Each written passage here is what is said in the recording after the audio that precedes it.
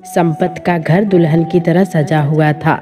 संपत तो इस विवाह को सादगी के साथ संपन्न करना चाहता था, किंतु कामिनी की इच्छा थी कि यह विवाह उसके लिए यादगार बन जाए। वो पुरानी कटु यादों को इस मिलन की मधुर बेला में गलाकर घोल देना चाहती थी।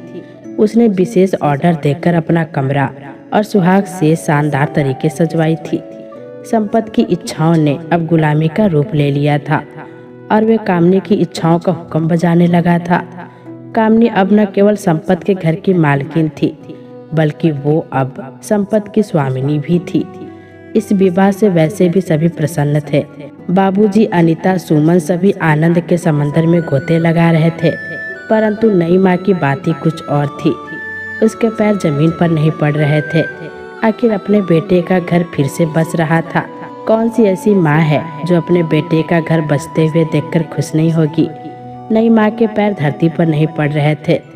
उसने शिवम को नहलाकर नए कपड़े पहनाकर तैयार कर दिया था। शिवम अब 2 वर्ष का हो चुका था, तुतलाकर बोलने भी लगा था। उससे दिन भर कहा जाता था कि तेरी नई मम्मी आ रही है, इसीलिए वो कामिनी को नई मम्मी कहने लगा। नई मम्मी पाकर वो भी फूले नहीं समा रहा था। कामिनी ने जैसे ही घर में प्रवेश किया तो नई माँ ने शिवम को कामिनी की गोद में देकर कहा, लो बहू, संभालो अपनी अमानत को। अब बोध बालक है, ममता की आकांक्षी है। इसकी झोली अपनी ममता से इस प्रकार भर देना कि इसे अपनी माँ की याद ही ना आए। सौतेली माँ की जैसी ख्याति जगत में बनी है, तुम उसे बदल कर रख देना बहू। मैं भी संपत की सौतेली माँ हूँ, पर ईश्वर साक्षी है, मैंने संपत को अपने जाए बेटे दौलत से अधिक प्यार दिया है। अब तुम्हारी बारी है बेटा, तुम इस लकीर से बड़ी लकीर खींचकर इसे छोटा कर देना, तभी मुझे संतोष होगा। नई माँ की आंखें आंसुओं से भरी हुई थी। कामनी को नई माँ की बातें 20 भुजे तीर की मंदिर लग रही थी। शादी का अवसर था और वो पहली बार ससुराल आई थी। सभी मेहमान मौजूद थे, इसीलिए वो कुछ नहीं कह सकती थी, मगर उसका खून अंदर ही अंदर उबलने लगा था। वो मन ही मन में सोचने लगी, बुढ़िया सबको अपनी तरह समझती है क्या? खुद मूर्ख है और सबको मूर्ख समझ बैठी है, तो मैं क्या करूं? मैं मूर्ख नहीं हूं, मेरे अरमान अभी तक कुंवारे हैं। मैं उन्हें सजाऊं या इस सौतेले बेटे को पालूं? अभी तो मेरी सुहाग रात भी नहीं मनी है और बुढ़िया ने इस हरामी को मेरे गोद में डाल दिया है। मूर्खता की भी हद है भाई।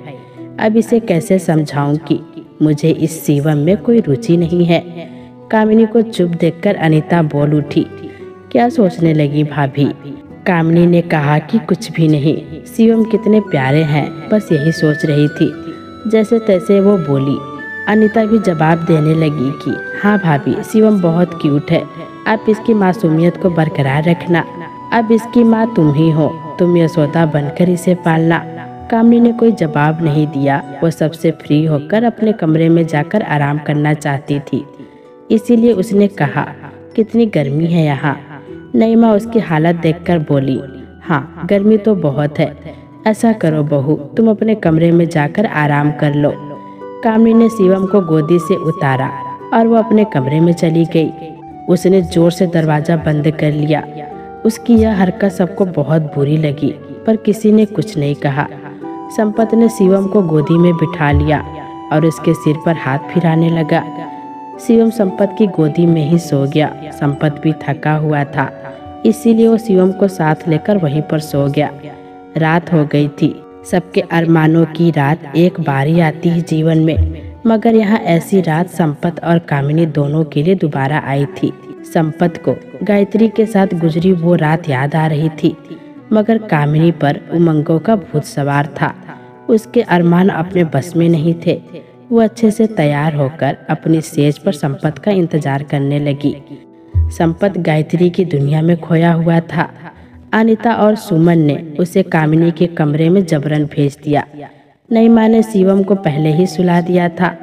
संपत और कामिनी उस रात को यादगार बनाने में व्यस्त हो गए। अगले दिन शिवम जागा तो वह पापा पापा करके रोने लगा। नई माँ ने उसे बहलाने की खूब प्रयास किया, लेकिन वो चुप ही नहीं हो रहा था। थक हार कर नई माँ ने संपत को आवाज लगाई। कामिनी की नींद खुली तो उसे अच्छा नहीं लगा। वो गुस्से से बड़बड़ा रही थी कि आज के दिन भी ये लोग ढंग से सोने भी नहीं दे रहे हैं। कैसे जाहिल लोग हैं ये। एक दिन बच्चे को संभाल नहीं सकते हैं क्या। नई माँ दरवाजा पीट रही थी और बोल रही थी, संपत उठो बेटा, शिवम बहुत तेज रो रहा है, हमसे चुप ही नहीं हो रहा है। वो एक बार गोदी में लेकर उसे प्यार कर लो तो वो चुप हो जाएगा। नई माँ ने कामिनी के कमरे के बाहर से आवाज लगाई। संपत हड़बड़ाकर उठा और बाहर भागने लगा। तभी कामिनी बोली, 1 मिनट रुको संपत, पहले कपड़े तो पहन लो। यह मत भूलो कि अब तुम अकेले नहीं हो यहाँ, मैं भी तुम्हारे साथ हूँ। मुझे भी कपड़े पहनने दो, फिर दरवाजा खोलना। कामिनी ने उसे याद दिलाया। कामिनी की बात सुनकर संपत झेप सा गया था और फटाफट कपड़े पहनने लगा। कामिनी भी अपने कपड़े लेकर ड्रेसिंग रूम में चली गई। संपत दौड़कर बाहर निकला और उसने शिवम को गोदी में लेकर उसे खूब प्यार किया। रोते रोते शिवम का बुरा हाल हो चुका था। उसके आंसू गालों पर लुढ़क कर सूख गए थे।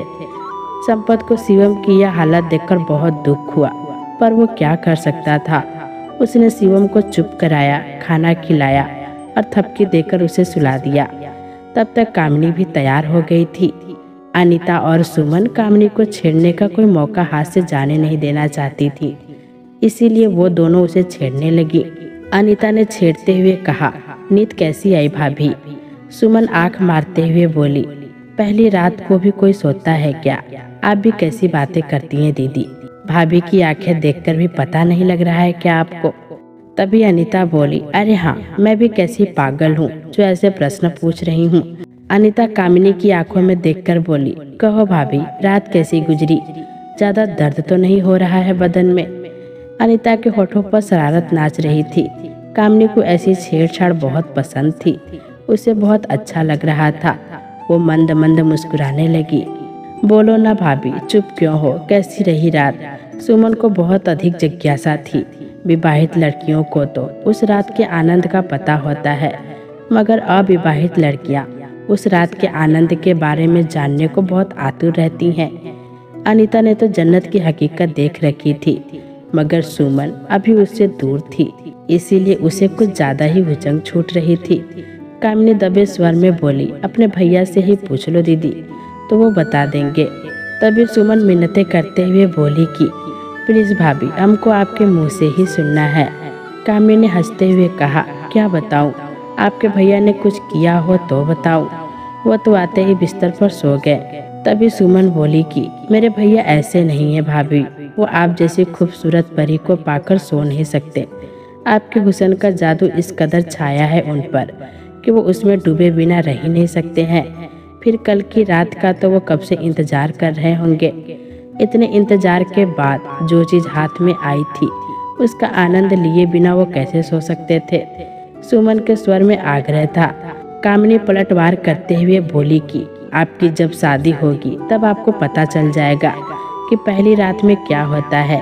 कहो तो आपके भैया से कहकर आपकी शादी पक्की करा दूं। कामिनी से जीतना सुमन को असंभव लग रहा था। वो पैर पटकते हुए खड़ी हुई और बोली, ठीक है, मत बताओ, हम भैया से ही पूछ लेंगे। रूठने का झूठा नाटक करते हुए सुमन वहां से चली गई। पीछे केवल अनीता रह गई थी। उसने कामिनी का मुंह ऊपर उठाकर उसकी आंखों में देखकर गंभीर स्वर में पूछा, आप दोनों के बीच में वो पति पत्नी वाला काम तो हो गया है ना भाभी? इस प्रश्न पर कामिनी शर्मा गई और हल्के से गर्दन हिलाकर बता दिया कि वो काम हो चुका है। खुशी के मारे अनीता ने कामिनी का माथा चूम लिया और उसे पुत्रवती होने का आशीर्वाद दे दिया। कामिनी ने उसे टोकते हुए कहा, इतनी जल्दी नहीं दीदी, अभी तो मौज मस्ती करने दो। बच्चे पैदा करने के लिए तो अभी बहुत उम्र पड़ी है। अनीता ने कहा, अच्छा बाबा, जब चाहो तब कर लेना, वो तो स्वाभाविक रूप से मैंने कह दिया था। वैसे अभी जल्दी भी क्या है, अभी तो शिवम भी छोटा ही है। कामिनी को शिवम का जिक्र करना अच्छा नहीं लगा। वो शिवम को स्वीकार नहीं कर पा रही थी और ना ही स्वीकार करना चाहती थी। उसकी आंखों से अनीता को पता चल गया कि उसका शिवम के बारे में बात करना कामिनी को अच्छा नहीं लगा है। वो दबे कदमों से बाहर आ गई थी। तो दोस्तों, कैसी लगी ये कहानी कमेंट बॉक्स में ज़रूर बताइएगा।